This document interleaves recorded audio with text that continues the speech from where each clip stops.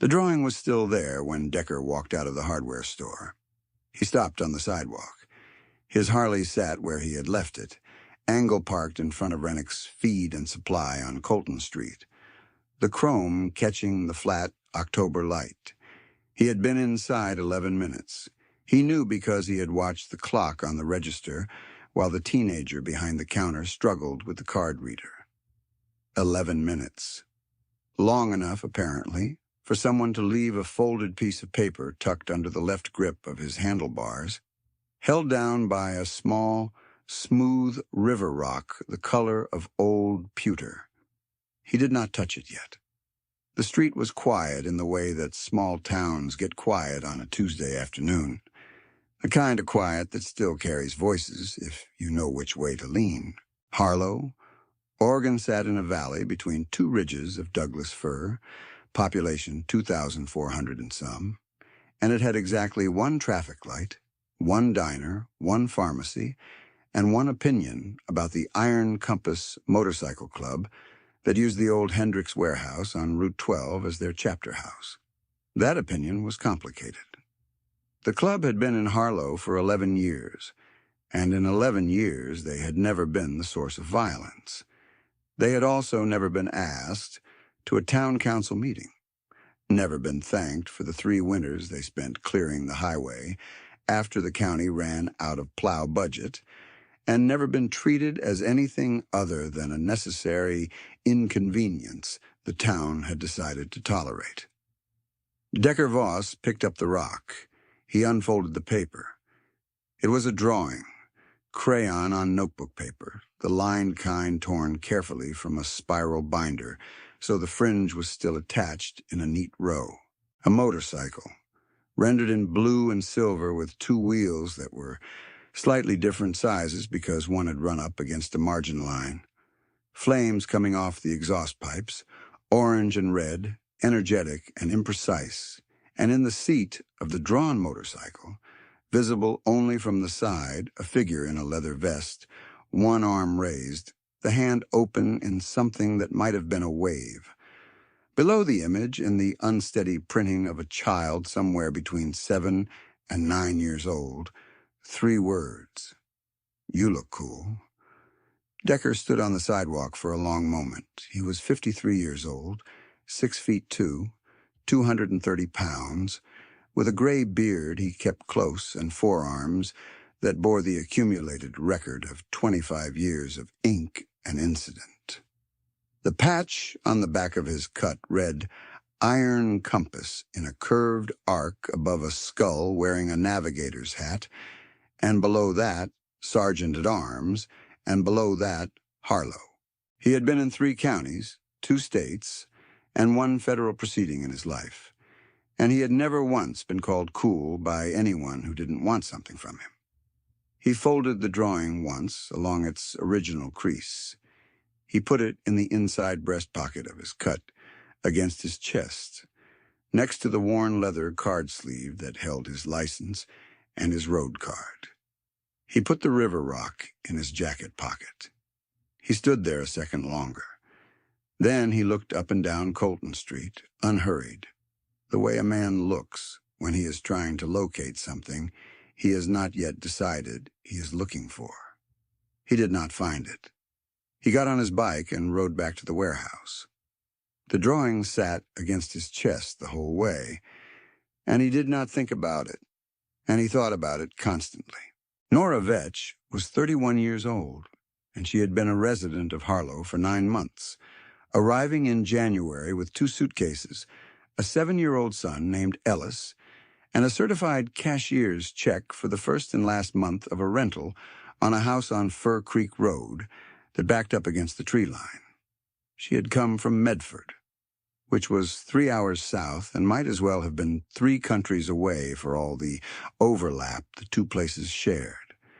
She had come because the Medford she left was no longer safe to stay in, and because her sister Paulette lived 40 minutes outside Harlow and had a spare room and a working wood stove and the kind of steady, unasking presence that Nora needed more than she could say. What she had left behind in Medford was a man named Curtis Farrell, who had spent 4 years making her smaller, and then spent the 5 months after she left him, making sure she knew exactly what she was risking by staying small without his permission. Curtis had called her sister's number twice in February. He had sent a letter to Nora's new address in March, which meant he had gotten the address from somewhere she had not given it. The letter was polite in the way that only a certain kind of threat can be polite. It did not say anything specific. It said he missed her. It said Ellis must miss his father. It said he hoped she was thinking clearly. She had taken the letter to the one officer at the Harlow Sheriff's substation, a deputy named Ferris, who was not unkind, but who told her, with genuine regret, that a letter that didn't make a specific threat was not something he could act on, and that if Curtis crossed state lines without a court-ordered violation, she would need to contact the Medford court directly, and that he was sorry, and that she should keep the letter. She kept the letter. She kept the two after it as well. Ellis started 2nd grade at Harlow Elementary in September. He was a quiet boy, careful in the way that children become careful when they have spent their formative years reading the air in a room before they breathed it. He had brown eyes and his mother's sharp cheekbones and a habit of carrying whatever small, smooth object he had collected that week, turning it in his hand when he was thinking. In September, it was a piece of sea glass he'd found at a roadside rest stop. In October, it was a river rock, the color of old pewter that he had taken from the bank of Fir Creek the previous Saturday. He was the one who had left the drawing. Nora had not known. She had been inside Rennick's with him when she sent him outside to wait by the bike rack, while she paid for the vegetable starts she was putting in for the fall planting, and she had been inside for 11 minutes, and when she came out, Ellis was standing on the sidewalk with his hands in his jacket pockets, looking at the large motorcycle parked at the curb with the expression he reserved for things that had moved him without his consent. She had asked him what he was doing. He said nothing. He was waiting. She took his hand, and they walked to her car, and she did not notice the piece of notebook paper tucked under the grip until they were already turning onto Fir Creek Road. And by then, the man in the leather vest was gone. She sat with that for a while. Ellis, in the back seat, had gone quiet the way he did when he was working something out. She did not ask him about it. She understood, on some cellular level, that asking him would require him to explain feelings he had organized into a drawing precisely because he had no other container for them, and that requiring him to pour those feelings back into language would do him no particular good. She thought about the man on the motorcycle. She thought about the size of him, the deliberateness of how he had been standing on that sidewalk when she came out of the store, the way he had scanned the street as if cataloging it. She thought about the patch on his back, the skull and the compass, the word Harlow. She had heard the club's name. Everyone in Harlow had heard the club's name. The opinions about it were as complicated as the town itself. She drove the rest of the way home in silence, and she did not decide anything. Decker set the drawing on the table in the chapter house that night. The table was a 6-foot folding model that had been in the Harlow chapter's possession for 9 years and bore the stains and gouges of 9 years of club business, cards, coffee cups, and at least one incident involving a torque wrench that no one discussed. Around it sat 4 men. Rook Stannard, the chapter president, who at 58 had the build of a man who had spent 40 years working with his hands and the eyes of a man who had spent the same 40 years watching other men lie. Teller, the club's road captain, a lean 45 with a shaved head and a patch collection that documented 2 decades of runs. Monk, 29, the youngest full member of the Harlow chapter, and the one who managed the club's encrypted communications and had opinions about wireless routers, that no one had ever asked for. And Hatch, 61, the chapter's treasurer, who was large in the way that suggested he had once been larger and had simply redistributed himself over time. Decker did not explain the drawing before he put it down. He just put it down. The four men looked at it. Monk tilted his head slightly. Rook did not tilt anything.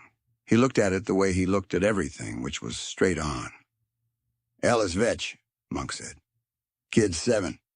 Second grade. His mom's the woman on Fur Creek Road, moved up from Medford in January." The others looked at him. Monk had a gift for knowing things that were adjacent to problems, and the Harlow chapter had long since stopped questioning how. "What's the problem in Medford?" Rook said. It was not a question.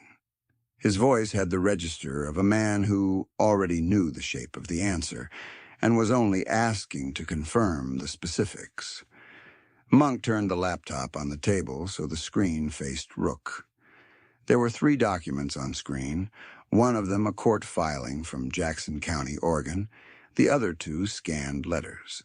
The court filing was a request for a protective order that had been filed and then withdrawn 3 months earlier.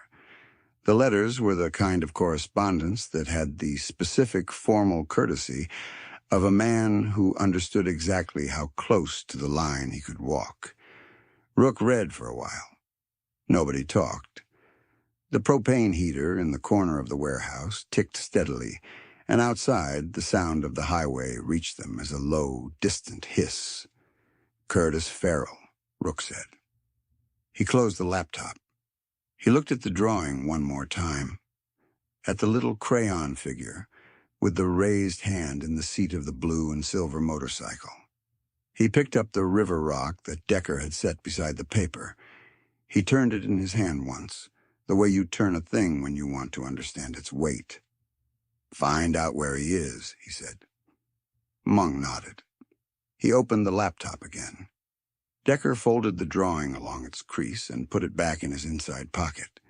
Nobody commented on that either. Nora got the 4th letter on a Wednesday.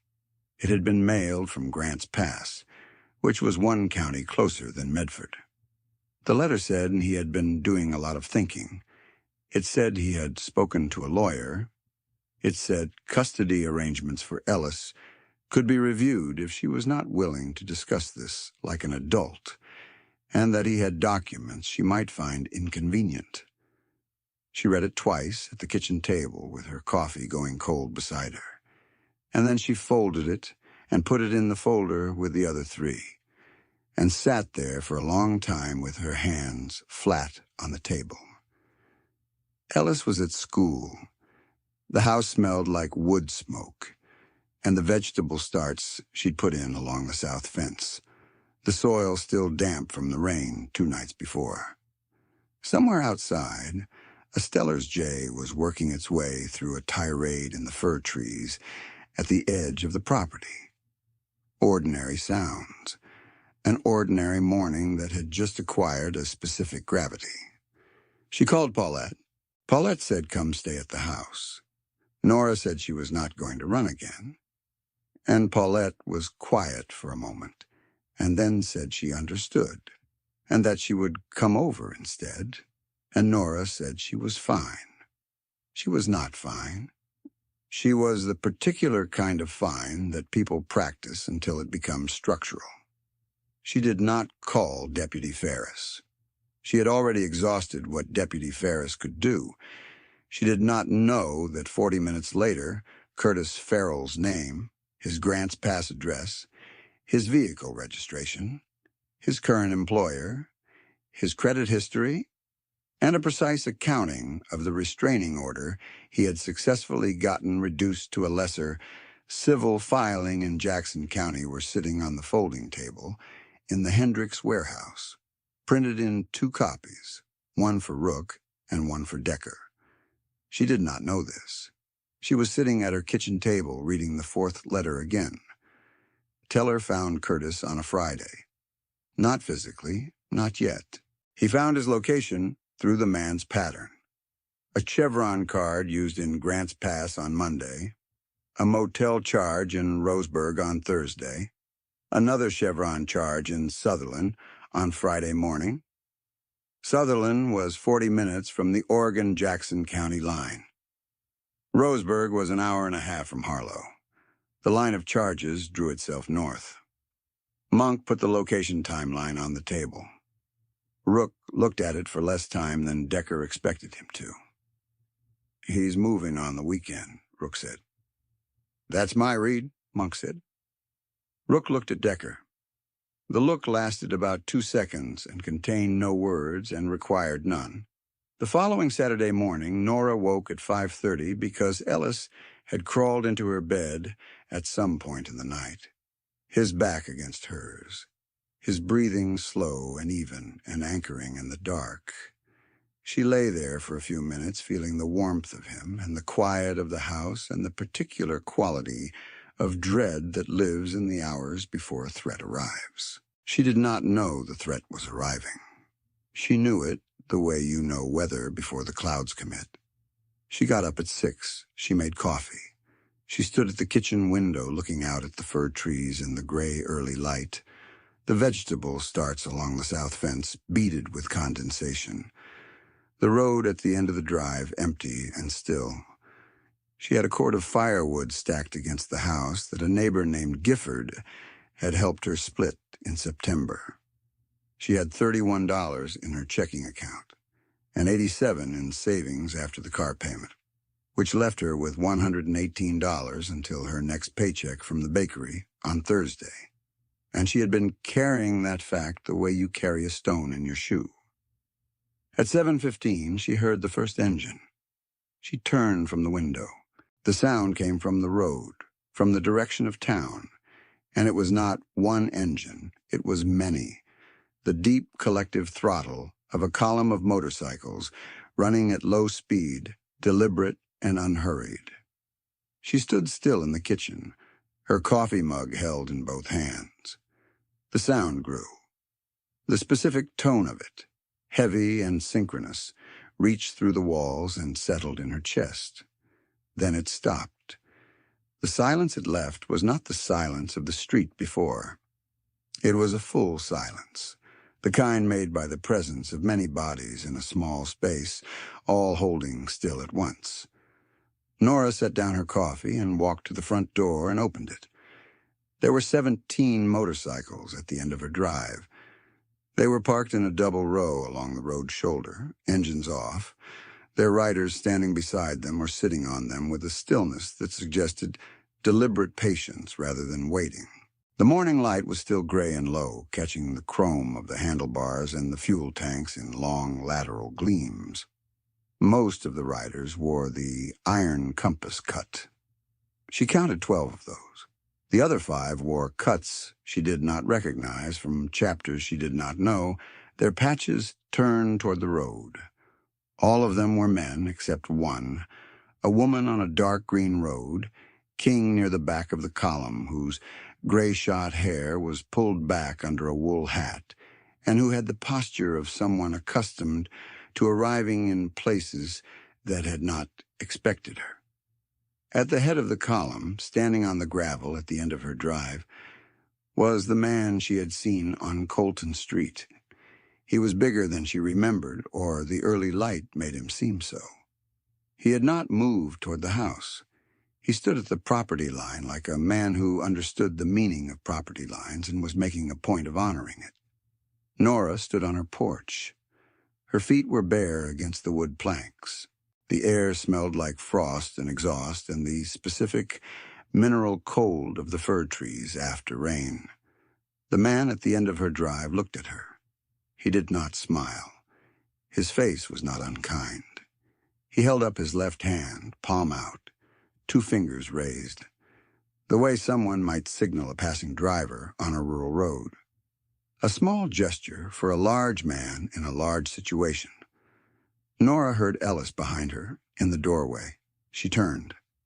He was standing at the threshold in his pajamas, the ones with the rocket ships, his river rock in his hand, his eyes going past her to the road.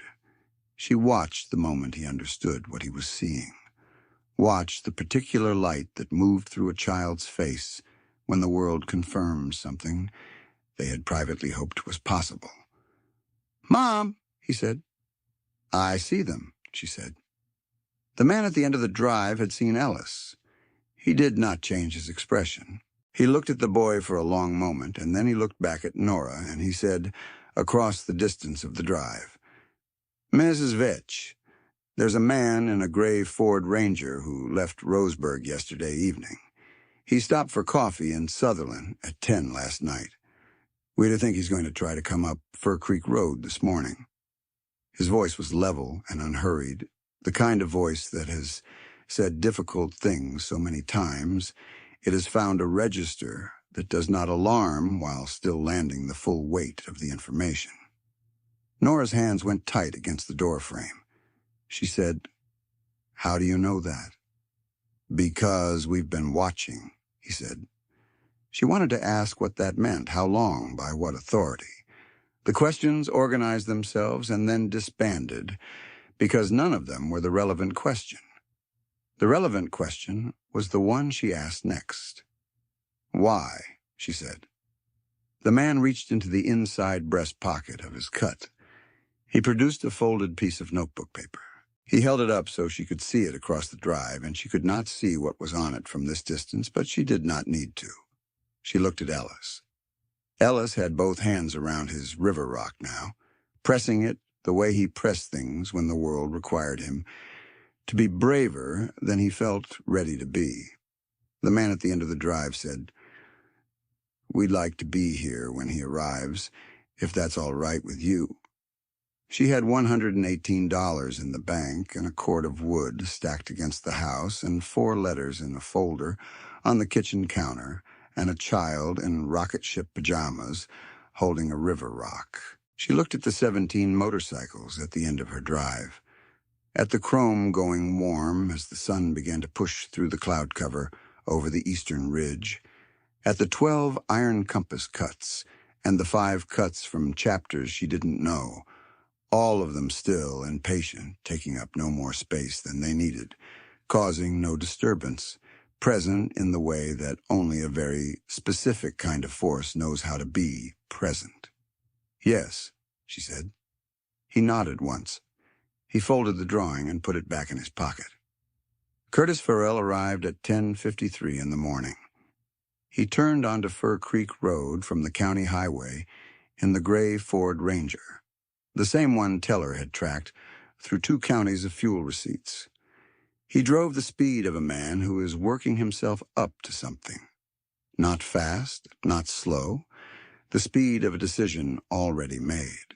The road curved once around a stand of fir trees before straightening toward the rental house, and it was around that curve, when the house and the drive came into view, that he saw the motorcycles.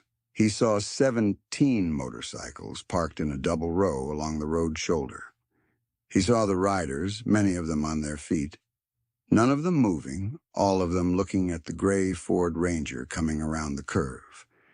He saw the man standing at the property line with his arms at his sides, and even from 50 yards in a moving vehicle, Curtis Farrell understood something about the architecture of that stillness that his body registered before his mind did.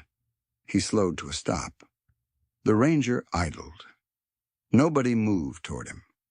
He sat in the idling truck for what Teller later estimated was 90 seconds, which is a very long time to sit still in a truck on a rural road in front of 17 motorcycles.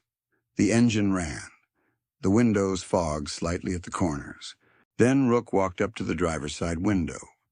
He walked at the pace of a man with nowhere to be, taking the 20 feet from the property line to the truck in a slow, measured stride. He stopped at the window. He looked at Curtis Farrell through the glass for a moment, in no hurry, as if he had all morning and possibly the afternoon as well. Curtis rolled the window down 4 inches. Rook said nothing for a moment. He looked at Curtis with the flat, comprehensive attention of a man taking inventory. "You've come a long way," Rook said. Curtis said, "I'm here to see my son." Your son is not here, Brooks said. This was technically accurate.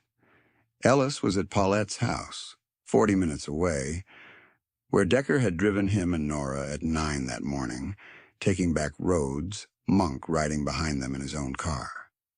And the woman who lives in that house has made her position clear. Curtis's jaw moved. He said, "She can't just take my son across state lines."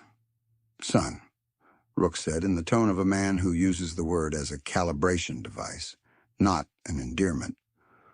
"What you know about what she can and can't do is considerably less than what we know." Monk. Monk stepped forward from the row of bikes. He was slight and young-looking for the leather cut he wore, and he carried a manila folder with the loose confidence of a man who knows exactly what is in it and what it will do. He held it up at window height. "Jackson County Court.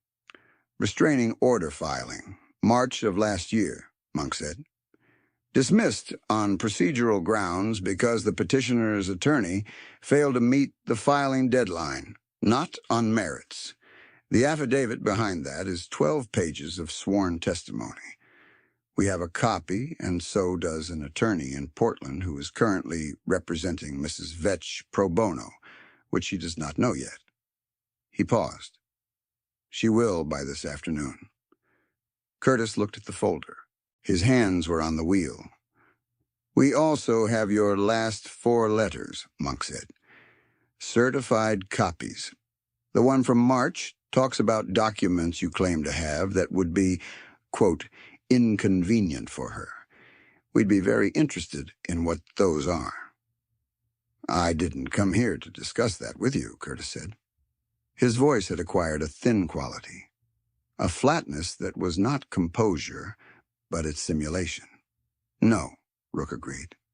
"You came here to walk up to a door you have no legal standing to approach and make a woman afraid. That's what you came here to do." He was not raising his voice. He did not need to. "And you're going to decide right now that you're not going to do that. You're going to put this truck in reverse. You're going to back out onto the county highway, and you're going to drive back to wherever you were before you got the idea that this was a good morning for this." Curtis looked at the line of bikes. He looked at Decker, who had not moved from the property line and was not going to move from the property line, and whose particular quality of stillness communicated, without performance, that the property line was not a gesture. "You can't legally stop me from seeing my son," Curtis said. "No," Rook said. "We can't." "You're right about that." He let that sit for a beat. "The Portland attorney will be filing for a modification of the custody framework on Monday morning. The affidavit is going in with it. What happens next happens through the courts, the way it's supposed to." He looked at Curtis with the flat patience of someone who has watched this kind of man face this kind of morning many times and knows exactly how it ends. "That's the legal path. That's the path you're going to take." Curtis said nothing. "The other path," Rook said, "is the one where you get out of this truck on this road, and I want you to really sit with what that would mean, because I don't think you fully thought it through." The implied weight of that sentence was something Curtis could feel without it being spelled out for him, which was precisely its function. He did not need a specific threat. He needed the complete and total understanding that the 17 motorcycles on the road shoulder and the man at the property line, and the manila folder and the Portland attorney, and the 12 pages of affidavit, and every subsequent move that would cascade from this moment, were not improvised and were not going to be improvised, and that he was, for the first time in 4 years, not the most prepared person in the room. He had spent 4 years being the most prepared person in the room. He had built his life on it. The architecture of everything he had done to Nora, every letter, every reduction of her, every careful legal maneuver, had rested on the foundational assumption that she would always be less prepared than him, less connected, less able to mount a response that matched the scale of his methodology. He had not accounted for a 7-year-old with a box of crayons and a piece of notebook paper. He sat with it. The engine ran. Then he put the truck in reverse.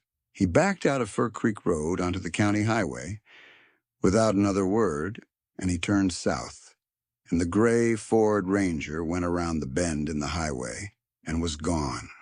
The silence that followed was different from the silence before. It had a different weight, the weight of a thing finished rather than a thing held in suspension.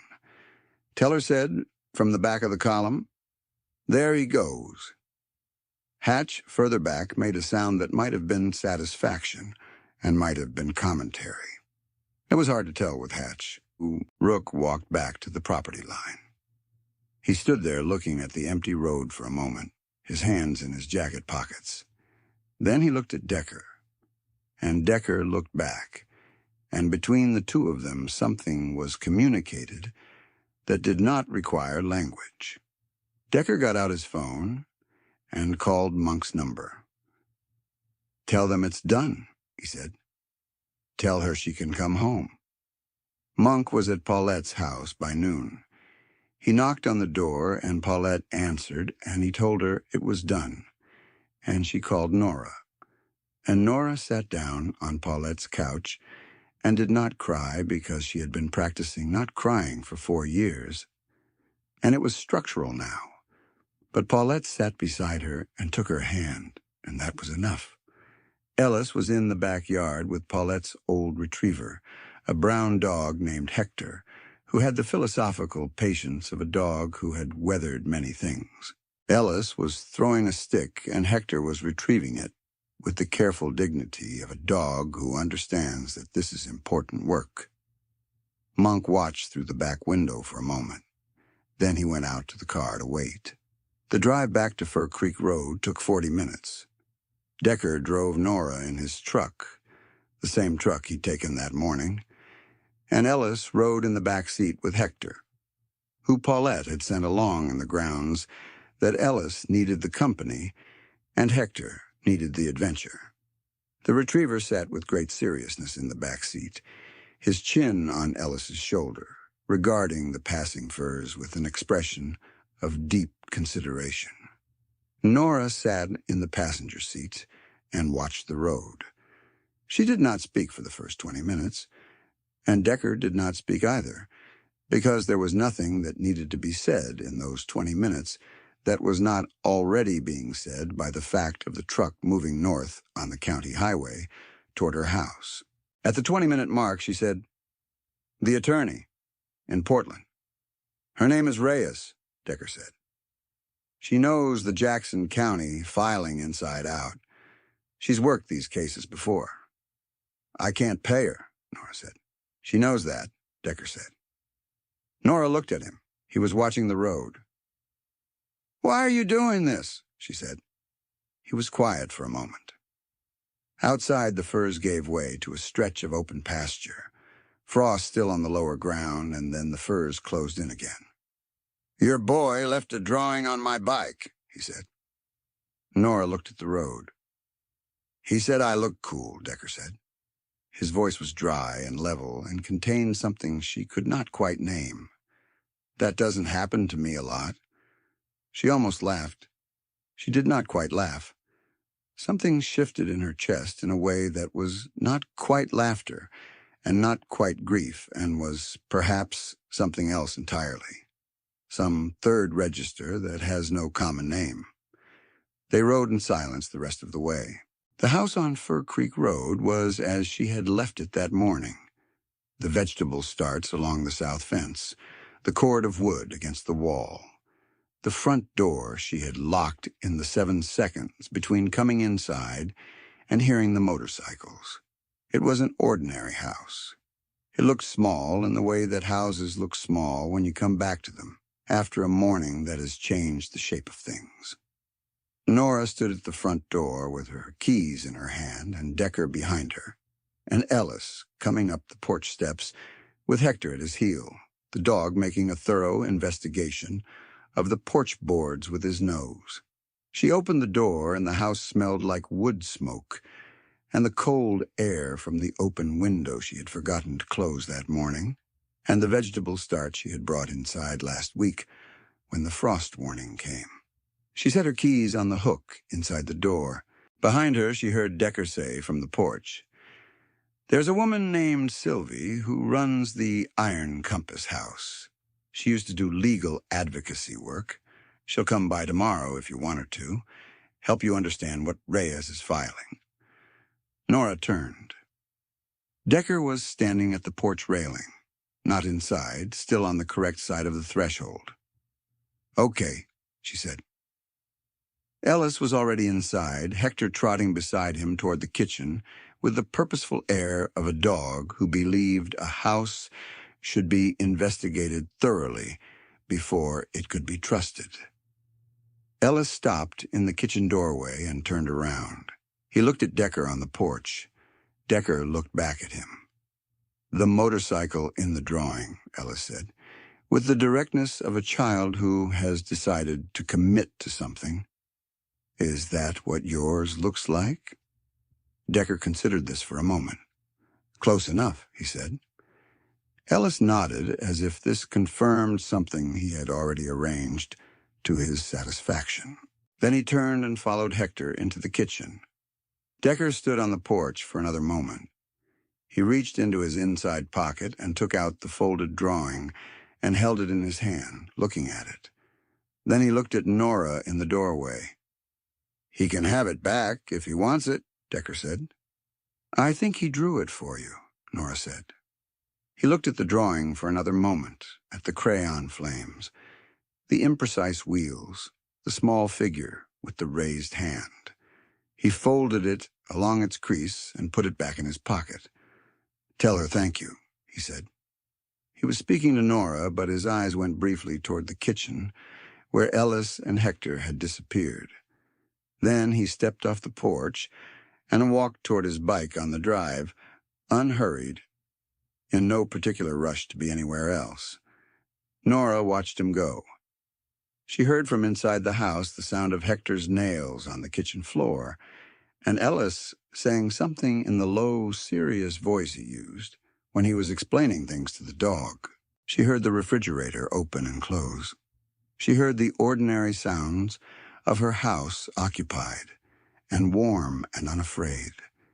She leaned against the doorframe and closed her eyes for a moment. Just a moment, feeling the cool air off the furs and the warmth of the house behind her, and the particular sensation of a weight she had been carrying so long she had forgotten it had a shape finally setting down. The word that came to her, standing there between the cold and the warmth, was not safety exactly, though safety was part of it. It was something older than that, something she had not had enough of and had stopped expecting, the specific, solid knowledge that she was not alone in this. She heard Decker's Harley start at the end of the drive. She heard it idle, a deep and steady sound.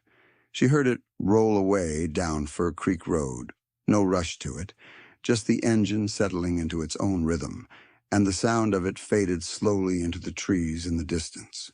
She opened her eyes. She went inside and closed the door behind her. She went to the kitchen, where Ellis was sitting on the floor explaining something at length to Hector, the river rock from his pocket held up for the dog to examine.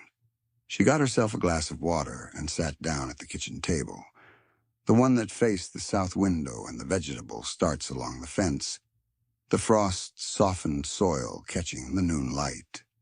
She sat there, and she breathed. The folder with the 4 letters was on the counter where she had left it that morning. She would give it to Reyes. She would let Reyes do what Reyes knew how to do. That was the path forward. Ellis looked up from his consultation with Hector. He looked at her face with the particular attention he'd had since he was very small, reading the room the way children read rooms when they have learned that rooms can change without warning. He read her face now and found something in it that made him settle, his shoulders dropping the small degree that meant he was satisfied with what he saw. "Hector likes the rock," he said. "I can see that," she said. He turned back to the dog.